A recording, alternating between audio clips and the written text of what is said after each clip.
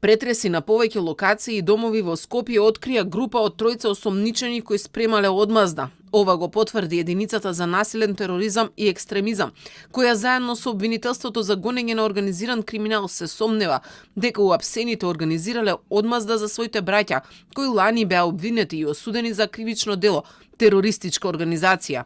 При претресите вчера се пронајдени и одземени автоматска пушка со 2 рамки и 44 куршуми, 2 пиштола со 3 рамки и 14 куршуми, 1 ловна пушка, 1 воздушна пушка, 1 рачна димна бомба, муниција од различен вид и калибар и мобилни телефони.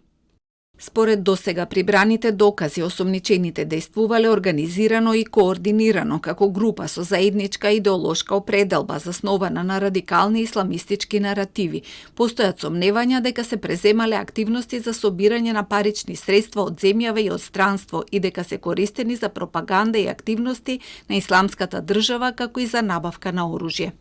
Кривичната пријава е поднесена против 33-годишниот БД, 29-годишниот МД и 25-годишниот СЕ, сите од Скопје, и тоа за сторени кривични дела, злосторничко здружување и неовластено изработување, држење, посредување и тргување со оружје или распрскувачки материјали.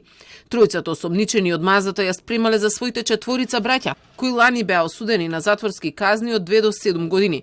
Сега и за тројцата осомничени е предложена и прифатена мерка притвор во траење од 30 денови.